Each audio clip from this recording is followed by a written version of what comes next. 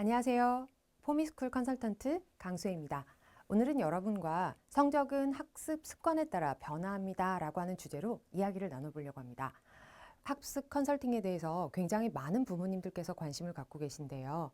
그때마다 어떻게 하면 우리 아이가 변화할 수 있을까요? 우리 아이는 정말 어느 부분을 고쳐야 될까요? 굉장히 많은 질문을 해주시는데요. 학습 컨설팅을 시작하기 전에 여러분께서 먼저 한번 체크해 보시면 좋을 만한 내용들을 이야기 나누고자 합니다. 오늘 나눌 내용은요. 첫 번째, 학습 습관이란 무엇인가입니다. 두 번째는요. 공부가 안 되는 진짜 이유는 뭘까? 우리 아이들이 책상에 오래 앉아 있지만 공부가 안 된다고 하는 이유들이 정말 많은데요. 그 부분에 대해서 나눠보고자 합니다.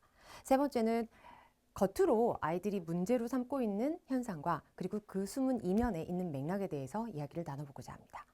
네 번째는요, 각각의 사례별로 이런 경우엔 어떤 것이 진짜 문제인지를 살펴보려고 하고요. 다섯 번째는 그랬을 때 어떻게 하면 핵심적으로 이 문제를 풀어가야 되는지 실행 방안에 대해서 이야기를 나눠보고자 합니다.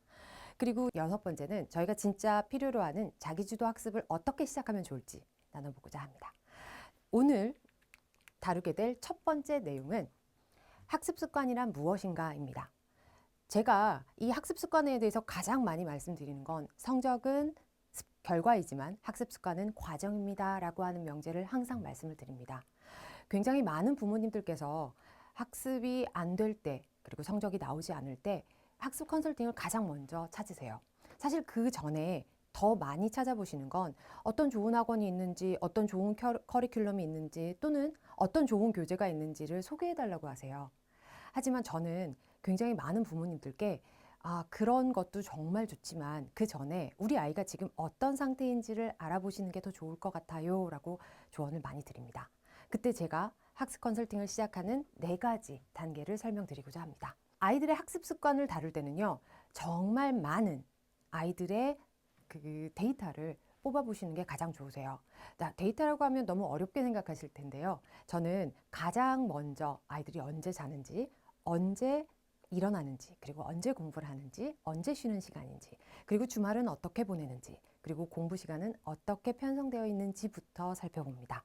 그렇게 모든 아이들이 갖고 있는 자료를 살펴본 후에요. 그 데이터들을 통해서 아이들이 지금 공부가 어느 지점이 막혀 있는지 또는 어느 지점이 부족한지를 살펴보고자 합니다. 그 첫 번째 학습 습관을 다루게 되는 시작은 바로 이전부터 시작합니다. 아이들이 무엇부터 할지 그리고 실제로 무엇을 할지를 알고 있는지부터 살펴봅니다. 첫 번째는요, 시작인데요. 굉장히 많은 아이들이 공부를 시작한다고 할 때 이런 질문해요. 저 뭐부터 해야 돼요? 또는 선생님, 저는 오늘 어디까지만 하면 되나요? 라고 하는 말을 가장 먼저 던집니다. 그 말인즉슨 아이들은 무엇을 할지 아무 생각이 없을 때가 많다는 거죠. 자기가 공부해야 되는 것인데 지금 무엇을 해야 될지를 전혀 모르고 있는 상태에서 자리만 앉아 있는 경우가 굉장히 많습니다. 그럴 때 아이들이 오늘 본인이 공부해야 될 것, 그리고 알아야 될 것에 대해서 인지하고 있는지부터 파악시키는 작업을 시작합니다. 두 번째는요, 공부를 하고자 자리에 앉았을 때 아이들은 얼마만큼의 집중력과 몰입력으로 공부를 하고 있는지를 살펴봅니다. 저는 아이들이 공부한다고 자리에 앉아 있는 거 어머님들이 우리 아이는 굉장히 공부 시간은 많아요 라고 말씀하세요. 하지만 저는 그 공부 시간보다 공부 시간 동안에 아이들이 얼마만큼 집중하고 있는지, 딴 생각은 없는지, 딴짓은 없는지 그 부분을 더 면밀하게 살펴봅니다. 데이터 속에서 아이들이 혹시라도 그런 부분에 약한 점이 나온다면 아이는 앉아만 있을 뿐 공부는 머릿속에 들어가지 않는 경우가 훨씬 더 많거든요. 자, 그래서 저는 두 번째, 지속을 굉장히 중요하게 여깁니다. 아이들이 앉아있는 시간 대비 결과가 나오지 않는다고 하면 이거는 아이들이 공부에 대한 좌절을 느끼기도 하고요. 우울감이 될 수도 있고요. 그것의 연원으로 오히려 성적이 더 떨어지는 결과를 낳기도 하거든요. 그래서 부모님들이 항상 생각하실 때 앉아있는 시간이 많다, 학원에 가는 시간이 많다, 여러 데이터들을 통해서 아이들이 앉아있기만 하면 공부한다라고 하는 생각을 하실 텐데요. 사실은 그렇지 않을 수 있다는 거 꼭 기억해 주셨으면 좋겠습니다. 세 번째는요, 점검입니다. 우리 아이들은 공부하는 것을 100이라고 한다면 90%는 수업을 듣는데 치중합니다. 학원에 가거나 학교에서 듣거나 또는 과외를 하거나 여러 곳에서 굉장히 많은 지식을 듣는데요. 듣는 것에 집중할 뿐 내가 그 들은 것을 정말 어디까지 이해하고 있는지, 그리고 틀린 것엔 무엇이 있었는지 점검하는 경우가 거의 없어요. 그래서 오답을 하는 경우도 많지 않죠. 아이들은 물어보면 시간이 부족해서요. 그리고 너무 거기까지 하기에는 부담스러워요 라고 하는 말을 정말 많이 하는데, 그러다 보면 본인이 어디까지 알고 있는 수준을 파악하지 못하기 때문에 계속 지식을 축적하는 것이 아니라 입력만 하고 있다라고 생각하시면 좋을 것 같아요. 그러다 보니 입력만 있고 출력이 없는 그런 과정을 되풀이할 뿐인 거죠. 네 번째는요. 그렇게 공부를 하고 난 다음에 아이들이 오답을 하거나 또는 그 내용을 다시 반복해서 읽는 과정을 통해서 내가 무엇을 잘했고 무엇을 못했는지를 한 번은 점검하는 시간을 꼭 갖도록 합니다. 그 과정을 통해서 아이들은 자신들의 부족한 점도 깨우칠 수 있고요. 그리고 앞으로 계속 지속해 나가야 될 본인의 장점도 알아가게 되는 시간이 될 텐데요. 그런 부분이 조금은 부족한 경우가 너무 많아요. 그래서 저는 수정의 시간을 꼭 가질 수 있도록 아이들에게 배치하고 있습니다. 점검 과정을 통해서 저희가 내가 무엇을 틀렸고 무엇을 알았다는 걸 알게 되었다면요. 마지막 수정의 과정을 통해서 다음에 할 일은 무엇인지, 이전의 과정을 통해서 배운 것은 무엇을 반영할 수 있는지를 꼭 생각할 수 있도록 유도합니다. 아이들마다 잘한 점은 분명히 어딘가에 있거든요. 그걸 계속할 수 있도록 독려해 주고요. 그리고 과정들을 통해서 아이들이 조금씩 부족하다고 느끼는 부분들이 있을 텐데 그것들을 꼭 개선할 수 있도록 짚어줍니다. 그 과정이 있어야만 아이들이 불필요한 행동을 줄이고 자기에게 꼭 맞는 행동으로만 이어갈 수 있거든요. 그것이 결국 시간을 압축할 수 있는 핵심이 됩니다. 아이들은 공부한다고 앉아있지만 멍 때리고 있는 시간도 많고요. 공부한다고 앉아있지만 뭘 해야 될지 몰라서 망설이고 있는 시간이 훨씬 더 많아요. 그리고 문제를 풀었다고 하지만 이거를 또 풀고 있는 경우도 정말 많거든요. 그러한 시간들을 다 모은다면 아이들이 굉장히 효율적으로 공부의 능률을 올릴 수 있을 거라고 생각합니다. 이 과정들을 통해서 우리가 정말 알아야 되는 건 성적은 결과를 보여주지만 학습 습관은 그 결과를 만들어내는 과정이라는 명제를 다시 한번 확인하실 수 있을 거예요. 그렇게 학습 습관에 대해서 저희가 점검을 하고 난 후엔 아이가 그럼에도 공부는 왜 안 되는지 그렇게 질문을 할 때 여러분이 무엇부터 생각해 보셔야 되는지를 저는 짚어드리고자 합니다. 문제는 의지가 아니라 저는 메타인지의 공백일 수 있다고 생각합니다. 메타인지라고 하면 되게 어렵게들 생각하실 텐데요. 사실은 자신에 대해서 잘 아는 것, 그것부터 시작할 거라고 생각해요. 제가 상담을 시작할 때 가장 많이 듣는 말이 저는 뭐가 문제인지 저도 잘 모르겠어요 라고 하는 말을 정말 많이 듣습니다. 부모님께서는 애가 공부에 대한 의지가 없어요 하다가 늘 그만두기만 해요. 또는 핸드폰만 보고 있어요. 정말 공부할 생각이 있는지 잘 모르겠어요 라는 말씀을 되게 많이 하시거든요. 하지만 그런 아이들을 상담하다 보면 가장 많이 듣는 말이 뭘 해야 될지 모르겠어요.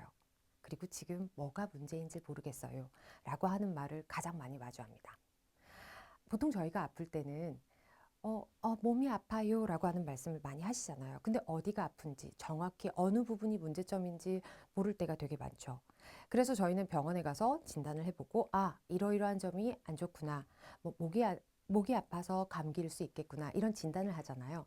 그런 것과 마찬가지로 우리 아이들도 공부가 안 되고 있지만 정확히 어느 부분이 막혀서 어느 부분이 부족해서 또는 자기가 자기에 대해서 알지 못해서 공부를 시작하지 못하는 경우가 훨씬 더 많다고 생각합니다. 자, 그래서 학습 습관을 바꾸고자 할 때 내가 어느 상태인지를 먼저 아는 그 메타인지를 아이들에게 인지시켜 주는 것부터 시작하시기를 바랍니다. 그래서 자기 문제가 어디에서 생기는지를 알아야 바꿀 수 있는 힌트도 저희는 찾아갈 수 있는 거거든요. 막연히 아이가 의지가 없어서 라고 생각하시기보다는 우리 지금 아이가 본인에 대해서 잘 알지 못하는구나 라고 생각을 하신다면 어머님과 또는 학생이 함께 그 부분을 찾아가는 과정이 먼저 선결돼야만 그 다음에 학습 습관이 어떤 점을 개선해야 되는지를 아실 수 있거든요. 그래서 공부가 왜 안 되는지 알고 싶으시다면 가장 먼저 아이에 대해서 아는 시간을 갖도록 하시길 추천드립니다. 세 번째는요, 겉으로 드러난 모습과 그리고 숨겨진 맥락입니다. 아이들은 공부가 안 돼요. 집중이 잘 안 돼요. 시간이 없어요. 이런 말을 정말 많이 합니다. 공부가 안 된다는 말에 굉장히 많은 뜻은 뭘까요? 그쵸? 공부가 하기 싫어서일 수도 있고요. 여러 가지 이유가 있을 텐데요. 공부가 안 돼요 라고 하는 말에 뉘앙스를 듣다 보면 공부가 정말 안 된다기보다 무엇을 시작할지 모르겠어요 라고 하는 의미일 때가 많습니다. 공부가 안 돼요라는 건 공부가 하기 싫어요 라고 하는 뜻일 수도 있겠지만 공부를 지금 하고 싶은데 어디서 어떻게 시작해야 될지를 모를 때 이런 말을 많이 합니다. 본인의 의지는 있지만 시작이 엄두가 안 나서 망설이고 있는 친구들도 정말 많거든요. 그럴 때 부모님들께서 공부가 안 된다는 말이 아이가 하기 싫어서 그렇구나 라고 생각하시기보다는 지금 아이가 뭔가를 해보고 싶지만 그게 어렵구나 라고 한번 생각해 주시는 건 어떨까요? 그래서 아이들이 공부 안 돼요 라고 하는 말에 또 다른 해석을 붙여주시면 좋겠습니다. 또 다른 표현은요, 집중이 안 돼요예요. 요즘 아이들 정말 이 얘기 많이 하는데요. 선생님, 저 집중이 안 돼요. 선생님, 저는 공부만 딱 시작하면 딴 생각이 들어요. 그리고 굉장히 많은 데이터에서 아이들이 잡생각을 정말 많이 하고 있다는 걸 저는 매번 느끼고 있거든요. 수업을 듣고 있지만 또는 공부를 하고 있지만 아이들의 머릿속에는 정말 많은 다른 생각이 들어가 있어요. 그렇다면 그 아이들의 진짜 이면은 어떨까요? 집중이 안 된다고 했을 때 일부 아이들은요, 자기가 틀리는 게 두려워서 오답을 맞이하기 싫을 때 이때 집중이 안 된다고 말하는 경우도 있습니다. 굉장히 부담감을 느끼고 있는 친구들이 많다는 거죠. 공부를 하고 싶어요. 잘하고 싶어요. 누구보다도 지기 싫어요. 하지만 또 다른 한편으로는 제가 이렇게 공부해서 틀리면 어떡하죠? 이걸 내가 이해 못했다는 걸 다른 사람이 알면 어떡하죠? 이렇게 생각하는 경우도 되게 많아요. 그래서 그런 불안감 때문에 오히려 공부하는데 역효과가 나는 경우도 덜어 있습니다. 물론 집중이 안 된다는 건 여러 가지 다른 말로도 해석이 가능하지만 어떤 때는 이런 경우처럼 틀리는 게 너무 두려워서 오답을 마주하기 싫을 때 집중이 안 돼요 라고 하는 말도 하고는 합니다. 집중이 안 돼요는 여기 있는 예시 중에서도 가장 많은 해석이 있어요. 집중이 안 된다는 이유는 정말 많겠죠. 뭐 개인의 지금 관심 갖고 있는 것들이 너무 많아서, 또는 공부가 정말 안 돼서, 또는 딴 것이 하고 싶어서, 그런 여러 이유도 있을 거예요. 집중이 안 된다고 할 때는 왜 집중이 안 되는지, 그리고 집중이 안 될 때 어떻게 하면 집중력을 다시 되돌릴 수 있는지, 그리고 짧게라도 그 집중력을 키울 수 있는 다른 방법은 없는지 한번 꼭 살펴보시길 바랍니다. 세 번째는요, 시간이 없어서예요. 아이들이 공부 이렇게 하면 좋겠어 라고 했을 때 가장 하는 말이 시간이 없어서예요. 선생님, 저는 하루 학교 끝나면요, 이거 하고 나면 자기도 바빠요 라는 말을 되게 많이 해요. 그래서 시간이 없다는 건 도대체 아이들에게 무슨 의미일까? 그리고 상위권 학생들이 말할 때 시간이 없어요는 무슨 의미일까? 저는 항상 많은 퀘스천을 갖고 듣고 있거든요. 대부분의 학생들에게서 가장 많이 보이는 시간이 없어요의 뜻은 계획이 너무 커서 첫 발을 못 내딛고 있을 때 시간이 없어요란 말을 종종 합니다. 본인이 생각하는 공부량은 굉장히 많아요. 그런데 막상 공부를 하려고 하면 이게 너무 많으니까 그것에 압도돼서 시작을 못하고 있는 거죠. 그럴 때 저는 아이들의 계획이 너무 큰 건 아닌지, 그리고 일정이 너무 빡빡한 건 아닌지, 아이들이 이걸 다 소화할 수 있는지 그 지점부터 살펴봅니다.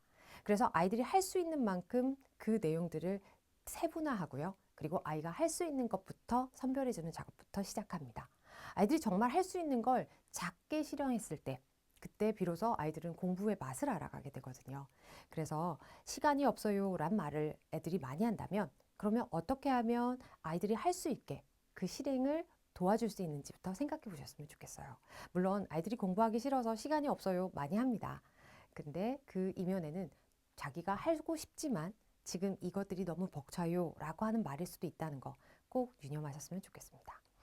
그래서 학습 습관을 본다는 건 그 겉모습만이 아닌 실제 흐름을 정확히 보는 그런 시간이라는 걸 기억해 주셨으면 좋겠어요. 아이들이 말하고 있는 것과 실제 아이들이 의미하는 건 다를 수 있다는 거죠. 그래서 부모님들이 생각할 때, 아, 시간이 없어요. 집중이 안 돼요. 공부가 안 돼요. 이런 말들을 들을 때마다 부모님도 굉장히 많이 화내실 거예요. 하지만 겉으로 드러난 현상 뒤에는 또 다른 맥락이 분명히 있을 거라는 거 기억해 주시고 아이와 이야기할 때 그 부분들을 건드려 주시는 걸 추천드립니다. 그래야만 아이들도 자신의 이야기를 꺼낼 수 있거든요. 그 다음부터 학습 습관을 바꾸는 작업을 하실 수 있을 거예요. 네 번째로 살펴볼 사례는요. 공부를 안 하는 학생이 아니라 시작이 어려운 학생을 예시로 들어드리고 싶습니다. 아이들하고 이야기를 나누다 보면 공부를 정말 잘하고 싶어요. 공부를 하고 싶어요. 라고 말을 하지만 공부를 어떻게 해야 될지 모르고 있는 학생들이 정말 많거든요. 부모님이 보시기에는 공부를 안 해요. 라고 하는 모습만 보이실 텐데요. 그 실제 문제는 지금 무엇을 해야 될지 모르기 때문에 주저하고 있는 경우가 훨씬 더 많다는 점입니다. 그래서 부모님들은 들어가서 공부해. 학원에 가서 공부해. 스터디 카페에 가서 공부해. 아이들은 굉장히 많은 시간 공부를 하고 있죠. 하지만 아이들은 정작 책상에 앉아서 무엇부터 해야 될지 굉장히 망설이고 있어요. 그래서 부모님들은 학습 스케줄을 잘 짜주세요. 또는 스케줄표가 나와 있으면 이거에 따라갈 수 있게 해주세요. 라고 많이 부탁하세요. 아이들의 스케줄에 맞춰서 또는 커리큘럼에 맞춰서 그렇게 계획을 세워준다고 하더라도요. 그래서 물어본 적이 있어요. 이렇게 좋은 상황인데 왜 공부가 어려워? 이 커리큘럼은 너에게 맞춰서 만들어진 거잖아. 근데 왜 따라하기가 어렵니? 라고 물어본 적이 있습니다. 그때 학생의 대답이 아직도 기억에 남는데요. 선생님, 계획은 좋지만 제가 다 할 수 없을 것 같아요. 잘 할 수 없을 것 같아요. 라고 하는 답변을 제가 들은 적이 있습니다. 완벽한 스케줄 안에서 아이들은 망설이고 있는 거죠. 자기가 이걸 잘 해낼 수 없다고 먼저 단정 짓고 있는 거거든요. 때로는 이 좋은 커리큘럼을 본인이 소화할 수 없다는 걸 두려워해서 망설이고 있는 경우도 너무 많아요. 그래서 이렇게 아이들이 시작을 못하는 경우에는 무엇부터 시작하면 좋을지, 그리고 어떻게 시작하면 좋을지부터 먼저 찾아주시기를 바랍니다. 그래서 가장 먼저 해야 될 일은 시작 기준을 줄여주는 거예요. 아이가 만약에 2번, 3번 또는 일주일 이상 계획된 실행을 못하고 있다라고 확인이 된다면요. 아이들이 지금 하고 있는 것이 아이들에게 너무 벅찬 건 아닌지, 그리고 얼마만큼 소화할 수 있는지 그 소화량을 먼저 체크해 보시기를 추천드립니다. 아이들이 할 수 없다고 느꼈을 때, 그것이 미뤄질 때 공부는 더 멀어지게 되거든요. 아이들이 할 수 있는 양만큼, 그리고 아이들이 해낼 수 있는 범위만큼 그만큼 계획을 먼저 짜주시면 아이들이 용기를 내서 시작할 수 있을 거예요. 요즘엔 선행도 너무 많고요. 해야 될 공부도 많고요. 수행 평가도 너무 많고요. 아이들은 분량의 질에 겁을 많이 먹습니다. 아직 시작해보지도 않아도 너무 많아요. 너무 힘들어요.부터 내뱉는 게 요즘 아이들의 화법이죠. 그럴 때 너가 얼마만큼 할 수 있는지를 최대한 체크할 수 있는 방법을 아이들과 많이 연습해 보시는 걸 추천드려요. 시간을 재고 문제를 풀어본다거나 기준 기간 내에 아이가 끝내는 양을 면밀히 체크해 보시고 그 안에서 계획을 세워주신다면 아이들은 보다 더 체계적으로 계획에 임할 수 있을 거예요. 그런데 굉장히 좋은 스케줄러나 또는 학습 커리큘럼에 따라서 아이들을 끼워 맞추는 경우에는 아이들이 그 시작은 했지만 따라가지 못하는 경우가 훨씬 더 많아요.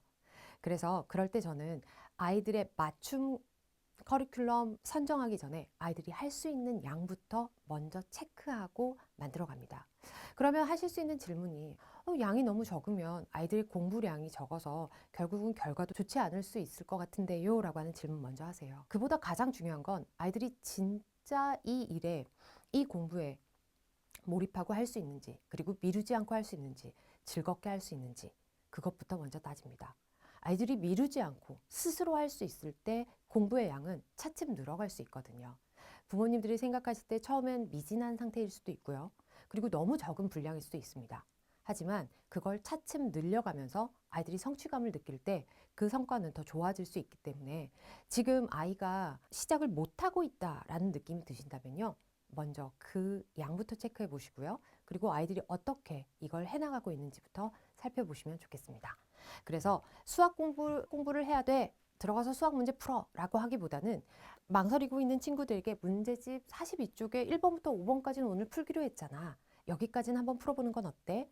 내지는 동영상 강의를 오늘 여기서부터 여기까지 듣기로 했는데 그것은 맞춰서 끝내는 건 어때? 하는 것과 같이 아이들이 할 수 있는 역량 내에서 기준을 좀 작게 나누어서 아이들에게 시작할 수 있도록 해주시면 더 좋을 것 같습니다. 네, 그 다음은요. 두 번째, 세 번째 친구들입니다. 일정량의 공부 시간을 갖고 있고요. 그리고 철저한 계획도 갖고 있는데 생각보다 성적이 나오지 않는 친구들입니다. 사례로 봤을 때는 가장 많은 빈도의 상담을 이 친구들과 하고 있는 것 같아요. 제가 가장 많이 만나본 친구들은 이 두 번째 경우입니다. 공부 시간은 많은데 성과가 나지 않아요. 그럴 때 부모님도 생각하시죠. 우리 아이가 공부를 하고 있는데 왜 성적은 나오지 않는 거죠? 도대체 무엇이 문제인지 모르겠어요. 태도도 좋고요. 숙제도 다 해갑니다. 정말 열심히 하고 있어요. 그런데 아이가 나오지 않아서 저도 너무 속상하고 아이도 너무 속상합니다. 이럴 때 어떻게 해야 될지 모르겠어요. 라고 하는 부모님의 질문을 가장 많이 받아요. 아이들도 선생님 저는 정말 시키는 대로 다 하고요. 근데 왜 성적이 안 나오는지 모르겠어요. 근데 이 말 안에 정말 많은 답이 들어가 있어요. 한번 살펴볼까요? 저희가 정말 확인해야 되는 건요. 아이가 공부를 하고 있다라고 하는 사실보다 이 공부를 얼마만큼 소화하고 얼마만큼 흡수하고 있는지 그 부분을 살펴봐야 돼요. 정해진 분량을 하고 정해진 시간을 하고 그리고 그것을 매일매일 해나가고 있는데 성과가 없다. 그럼 효율이 떨어진다는 거잖아요. 그때 효율이 떨어진다는 건 어느 부분을 살펴봐야 될까요? 첫 번째, 우리 아이는 정해진 숙제는 하지만 그 틀린 문제는 살펴보고 있는지. 그리고 두 번째, 왜 틀렸는지 본인이 그것에 대해서 알고 있는지. 세 번째는요, 복습이 그 다음에 연결되고는 있는지. 그것을 먼저 살펴봐야 됩니다. 제가 서두에 말씀드렸던 것처럼 아이들이 공부를 100이라고 하면 90% 이상은 수업을 듣는 데 치중합니다. 수업을 들은 것이 곧 공부의 전부라고 생각해요. 그날 공부 배운 것을 복습하는 학생들은요. 제가 상담을 통해서 살펴봤을 때 10% 이내의 학생인 경우가 더 많아요. 그건 자기가 배운 내용을 다시 보지 않고 다음 수업에 간다는 거죠. 그러다 보면 수업은 들었지만 내가 알고 있는 게 어디까지인지 모르고 내가 모르고 있는 것도 무엇인지 모르기 때문에 결국 그 내용을 다시 우리가 꺼내서 시험을 볼 때는 생각이 나지 않는 경우가 훨씬 많아요. 그 아이는 수업을 듣고 과제에는 치중했을 수 있지만 정작 그것을 이해하고 내 것으로 만드는 과정이 너무도 부족했던 거죠. 부모님이 보시기에는 정말 많은 공부를 하고 있고 아이도 그 시간만큼 정말 최선을 다해서 공부를 하고 있는데 우리가 성적표를 마주했을 때는 그것보다 못한 결과가 나와서 아이도 부모님도 실망하는 경우가 정말 많으시거든요. 그때는 꼭 한번 체크해 보셔야 돼요. 아이가 지금 어떤 식으로 공부를 하고 있는지. 수업을 듣는 것에만 집중하는지 아니면 그것을 온전히 나의 것으로 만드는데 집중하는지 그 두 개를 나눠서 분류를 해보시는 걸 추천드려요. 그런 경우에 여러분이 아이와 함께 하셔야 되는 일은요. 오답을 스스로 분류하는 작업을 아이들이 할 수 있는지부터 체크해 보시는 걸 추천드려요. 틀린 문제가 나왔을 때 내가 이걸 몰라서 틀렸네, 실수해서 틀렸네, 개념이 부족해서 틀렸네 이런 생각을 많이들 안 합니다. 그냥 오답이라고 하는 것, 내가 문제를 풀고 거기에 정답을 적어 놓는 것. 그 이상도 이하도 아닌 걸로 생각하는 경우가 정말 많아요. 때로는 채점도 하지 않아요. 채점을 해서 자기가 틀린 걸 아는 순간 그때부터 불편해지는 친구들도 너무 많거든요.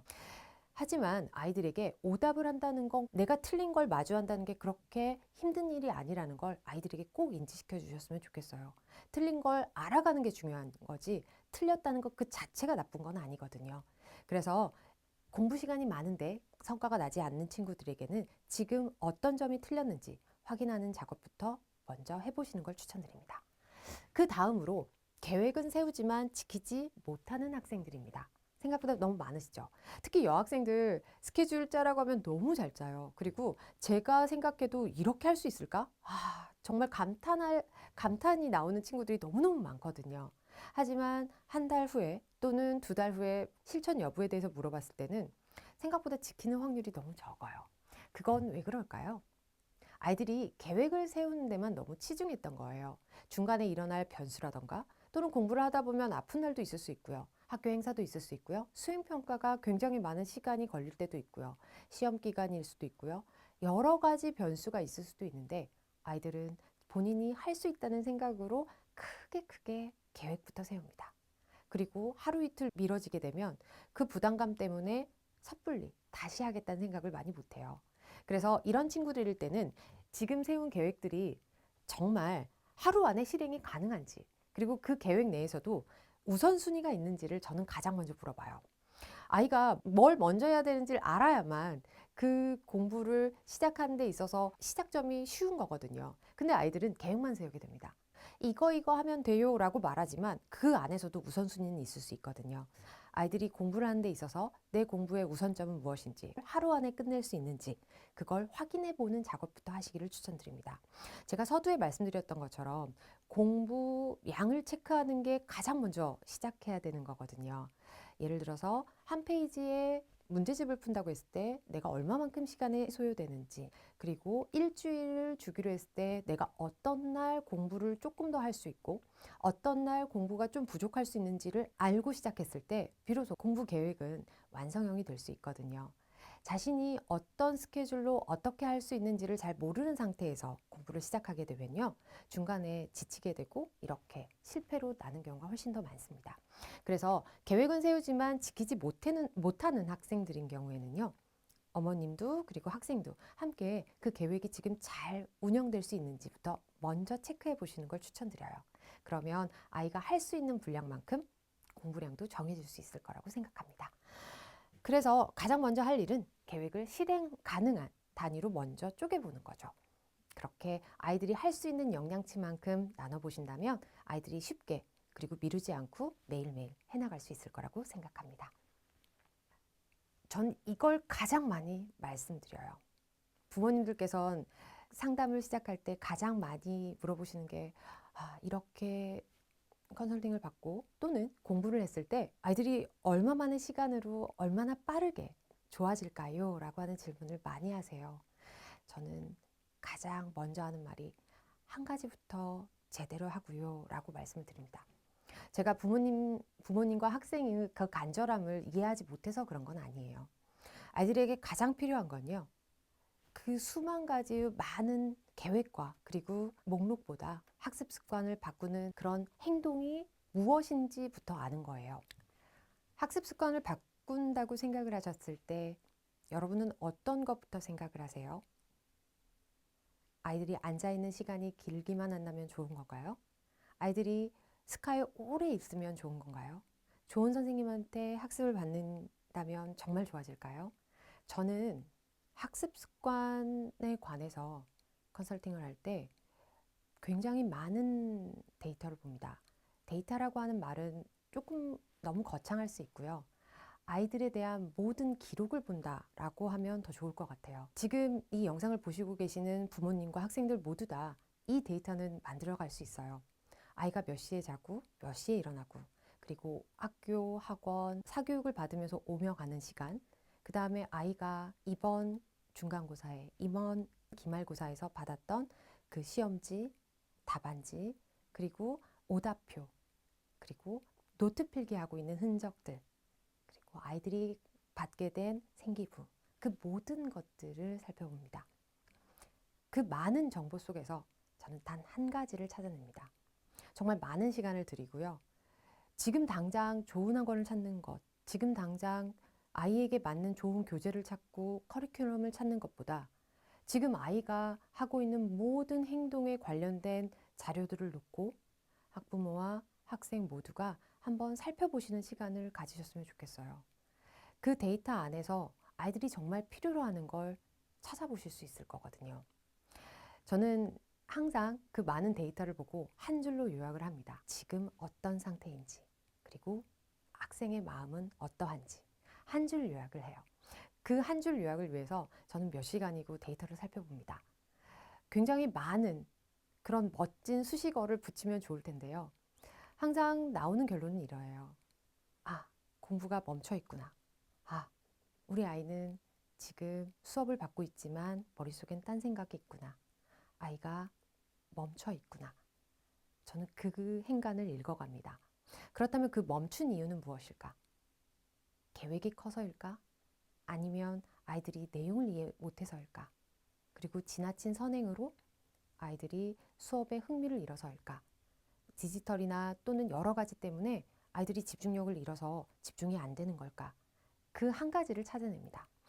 어떤 학생은 공부를 시작하는 것이 먼저일 수 있고요. 어떤 학생에게는 정확한 시간에 잠들고 정확한 시간에 일어나는 게 중요할 수 있고요. 어떤 학생에게는 계획을 잘게 쪼개서 아이들이 당장이라도 실천할 수 있게 하는 게 중요할 수 있고요. 어떤 학생은 핸드폰을 10분이라도 쉬고 잠시 멀리 두는 게 필요할 수도 있습니다. 그럴 때 마치 이렇게 해시태그처럼 아이들이 해야 될 일을 이름표 붙여줘요. 라벨을 붙여주는 거죠. 공부 시작을 하기. 그러면 오늘의 할 일은 공부 시작하는 거예요. 책상에 앉아보는 거죠. 10분을 버텨보는 겁니다. 또는 학습 계획을 쪼개보는 거예요. 우리가 수학 공부하기가 아니라 오늘 몇 페이지에서 몇 페이지 풀기 또는 몇 번에서 몇 번 풀기 이런 식으로 아이들이 할 수 있는 그런 분량으로 만들어가는 거예요. 규칙적 수면 패턴을 만들기. 저는 이걸 정말 중요하게 생각하는데요. 몇 시에 자고 몇 시에 일어나는지 그걸 아이들이 아는 것부터가 시작합니다. 그럼 학부모님께서 우리 아이 너무 늦게 자고요. 너무 늦게 일어나요. 학교도 간신히 가요. 라고 말씀 많이 하세요. 그것부터 체크합니다. 아이들이 몇 시에 자고 몇 시에 일어나는지를 규칙적으로 만드는 게 사실은 학습 습관을 만드는 데 있어서 가장 먼저 해결해야 될 숙제이거든요. 그게 갖춰진 다음에 공부 시간을 배치하도록 저는 유도합니다. 만들어지지 않은 상태에서 계획을 짤 경우에는요. 아이들이 하다가 지치게 돼요. 그리고 집중력도 잃게 되고요. 그래서 항상 기억하실 때 지금 아이가 규칙적으로 자고 일어나는 문제에 어려움이 있다라고 느끼신다면 그것부터 고쳐보시기를 추천드립니다. 그리고 디지털 디톡스죠. 물론 저희 어른들도 너무 필요한 일이긴 해요. 하지만 아이들에게 더 중요하죠. 아이들은 휴대폰을 보는 게 자기가 쉬는 거라고 생각해요. 물론 어른들도 그럴 때가 많죠. 근데 공부 사이사이 중간중간 또는 잠들기 직전에 아이들은 핸드폰을 봅니다. 그 시간 아이들은 공부에서 해방됐다고 느끼기도 하고요. 게임을 하거나 또는 릴스를 보거나 쇼츠를 보면서 자기들이 하루 동안 공부했던 모든 스트레스를 날려버리곤 해요. 문제는 그 본 후에 다시 공부로 돌아오거나 수면을 했을 때 아이들이 집중력을 굉장히 잃어버린다는 데 있습니다.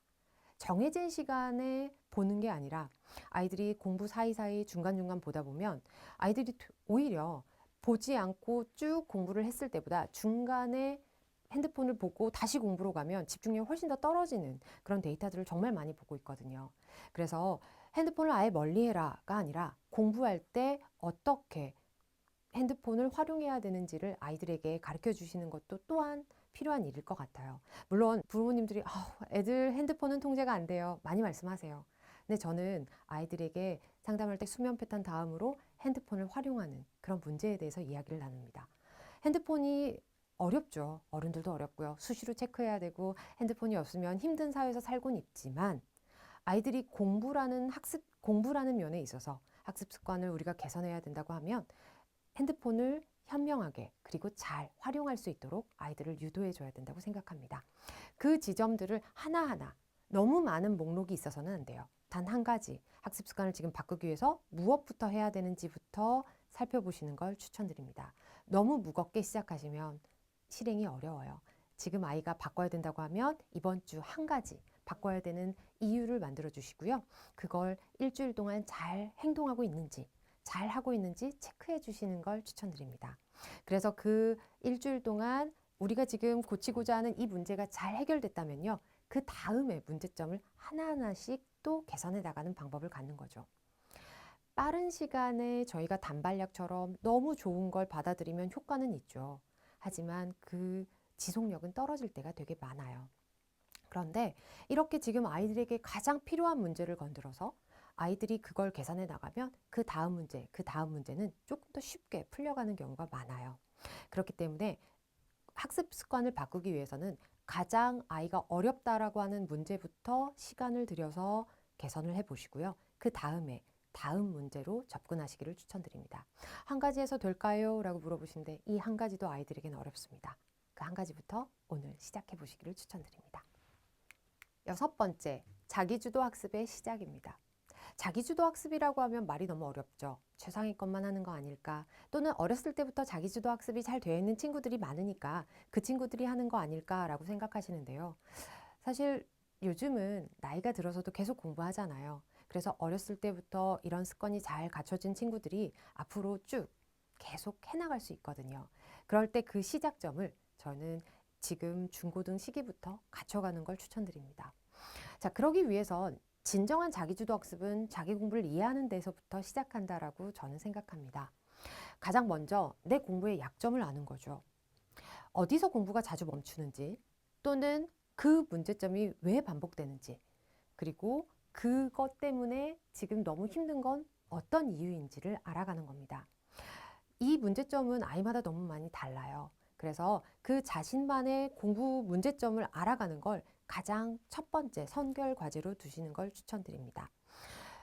어, 아이한테 너 공부할 때 제일 힘든 점이 뭐야? 라고 물어봤을 때 잘 모르겠어요. 집중이 안 돼요. 뭐 이렇게 얘기할 수 있겠죠. 하지만 앞서서 제가 말씀드린 것처럼 정말 공부가 안 되는 건지, 때는 그 집중 이면에는 어떤 지금 문제가 있는지, 내용은 이해하고 있는지, 또는 공부 시간에 너무 피곤한 건 아닌지, 여러 가지 문제점이 있을 수 있거든요.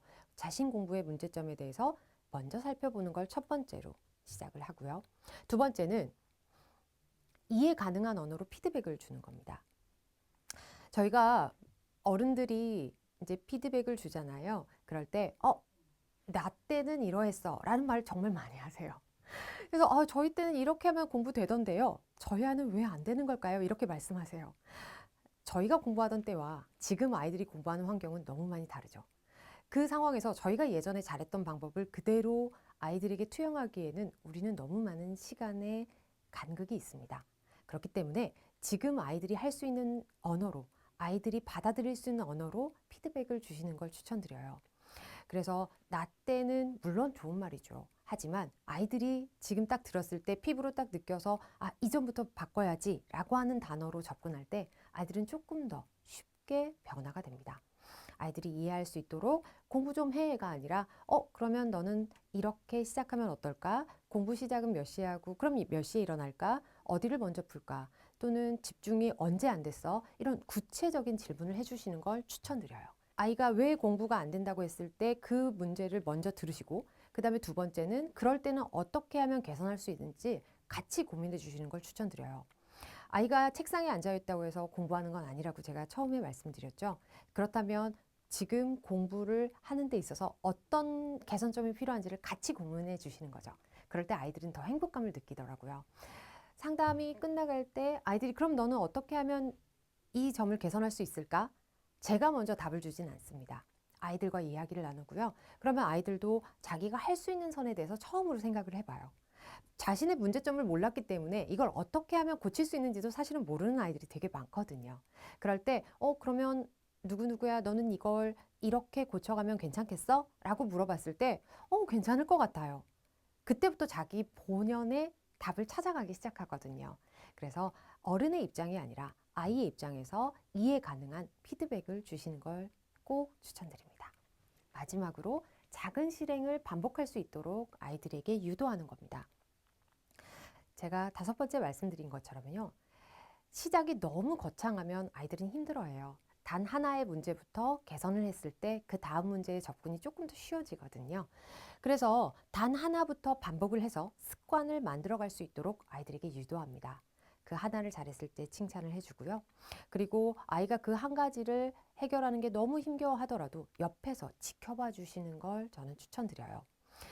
넌 왜 이거 못해가 아니라 아이들 스스로도 알거든요. 잘 안 되고 있을 때. 그때 멀리서 지켜봐 주시고 안 된다고 했을 때 그 문제점을 다시 짚어서 어떻게 하면 개선할 수 있을지 같이 고민해 주신다면 아이들은 조금 더 힘이 날 거예요.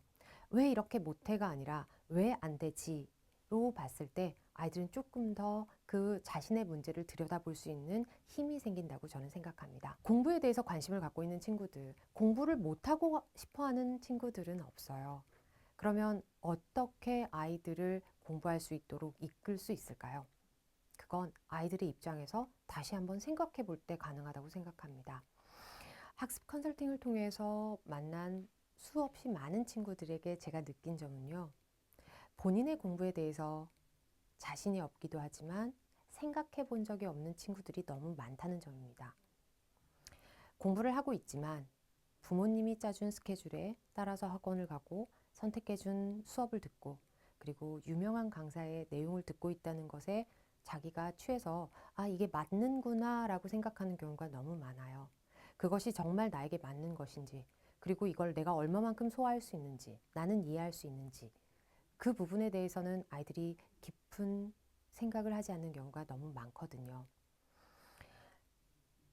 그럴 때 아이들에게 지금 너는 어떻게 가고 있는지를 꼭 물어봐 주시는 게 저는 필요하다고 생각합니다. 내가 공부하고 있는 것의 주인이 되도록 하는 것, 그리고 이것이 잘 되고 있고 못 되고 있는 걸 본인이 느낄 수 있도록 하는 것, 그게 학습 습관을 바꾸는데 가장 첫 번째 숙제라고 생각합니다. 공부를 왜 하는지, 그리고 공부를 어떻게 해야 되는지, 그리고 공부를 어느 방향으로 해야 되는지는 그 키는 아이들이 갖고 있어요. 아이들이 갖고 있는 데이터에 있고요. 아이들이 갖고 있는 습관에 있습니다. 하지만 남의 것을 빌려서 아이들에게 짜맞추면 그건 엇박자가 나기 쉬워요. 그래서 아이들에게 모든 문제를 할 수 있도록 그리고 자기 공부를 자기가 이해할 때 비로소 아이들은 움직이기 시작하기 때문에 공부에 대해서 아이들이 한 번 더 생각해 볼 수 있도록 자기 공부가 지금 어느 선에 와 있는지 아이들이 자꾸 생각할 수 있도록 질문을 던져주세요. 그랬을 때 아이들은 변화가 시작됩니다. 저는 이 부분을 가장 많이 강조합니다. 좋은 학습 습관은요. 우리가 유튜브에 나오고 수많은 글들에서 말하고 있는 좋은 대학을 가고 좋은 공부를 한 친구들이 남긴 후기에만 있는 것이 아니라 지금 나의 문제점의 이름을 정확히 아는 것에 있다고 생각합니다. 저희는 앞으로 되게 오랜 시간 저희 아이들은 공부를 해야 되잖아요. 그때마다 공부가 멈춰서도 안 될 거고 공부가 힘들어서도 안 된다고 생각해요. 아이들이 공부를 멈추게 되면 고등학생이 되고 대학생이 된다 하더라도 공부는 계속 하게 되는 거잖아요. 제가 부모님들과 학생들하고 이야기를 나눌 때 가장 많이 듣는 얘기가요. 주변에 공부 잘한 친구들 이야기를 들으면 이렇게 했던데요. 저희 아이도 이렇게 하면 좋을까요? 이런 말을 정말 많이 하세요. 그 학생에게 맞았던 좋은 방법이 우리 친구에게 정말 맞는 정답일까요? 라고 하는 답변을 드립니다. 아이들마다 처해진 상황, 그리고 본인이 느끼는 정도는 다 다르죠. 공부 방법도 다를 수밖에 없습니다. 물론 좋은 습관은 우리가 배워가는 건 맞아요. 하지만 본인이 갖고 있는 공부의 문제는 다 다를 수 있습니다. 학습 습관의 개선을 위해서 가장 필요한 건요. 지금 아이들이 갖고 있는 문제의 이름을 정확히 아는 것이라고 생각합니다. 내가 지금 무엇이 문제인지, 그리고 그 지금 내가 마주하고 있는 현실은 어떠한지, 나의 상황은 어떠한지를 객관적으로 따져볼 필요가 있어요. 넌 잘할 수 있어. 잘할 거니까 괜찮아. 다음에 잘하면 되지가 아니라, 지금은 이러했기 때문에, 또는 지금 너가 이 점이 부족했기 때문에 이걸 조금만 더 개선한다면 더 좋아지겠다. 라고 아이들에게 접근하는 걸 저는 추천드려요. 막연한 칭찬보다 아이들이 할 수 있는 것에 계획을 세워주고 지금 그 문제점에 대해서 진지하게 이야기를 나눌 때 아이들은 조금 더 호응합니다. 학습 습관에 대해서 이야기할 때 가장 중요한 건요. 지금 우리 아이들이 갖고 있는 문제의 이름을 정확히 아는 것입니다. 본인의 공부 상태에 대해서 현실을 제대로 읽어야만 그 변화가 가능하거든요. 그래서 아이들은 때론 자신이 갖고 있는 문제를 드러내는 것에 되게 두려워하는 친구들이 너무 많아요. 하지만 자신의 객관적인 현실을 잘 이해하고 거기서부터 답을 찾아갈 때 학습 습관의 변화는 시작될 거라고 생각합니다. 조금은 두렵고 조금은 부끄러울 수 있는 일이지만 자기의 갖고 있는 문제점을 어떻게 하면 좋아질 수 있을지 부모님과 학생이 함께 고민한다면 아이들은 조금 더 용기를 낼 수 있다고 생각해요. 제가 계속 말씀드린 것처럼 학습 습관을 바꾸는 데 있어서 너무 어려운 그런 숙제보다 한 가지, 하나씩, 그리고 천천히 아이들과 바꿔나가는 걸 추천드립니다. 그렇게 하나가 쌓이다 보면 아이들은 마음이 편하게 되고요. 그 다음 실행을 일어날 수 있거든요. 지금의 문제점이 앞으로의 문제점만 되지 않는다면 그건 분명히 변화가 될 수 있다고 생각합니다. 사실 학습 습관을 바꾼다는 건 너무 기본적이고 너무 보편화된 이야기일 수 있어요. 누구나 다 아는 이야기이기도 하고요. 하지만 누구나 다 아는 이야기이기 때문에 어렵기도 합니다. 아이들이 어려워하는 것에 이름표를 붙여주고 그 이름표를 아이들 스스로가 떼어내서 이건 더 이상 나의 문제가 아니야 라고 느끼면서 하나씩 나아질 때, 그리고 좋은 습관을 내 것으로 만들 때 아이들의 성적 향상은 다가올 수 있다고 생각합니다. 그래서 아이들이 본인에 맞는 학습 습관을 가져져 갈 때 비로소 좋은 성적을 받아올 수 있게 되는 거거든요. 그래서 학습 습관은 곧 자기의 문제점을 정확히 알 수 있도록 하는 것, 거기서부터 시작하시길 추천드립니다. 이상으로 포미스쿨 컨설턴트 강수였습니다. 감사합니다.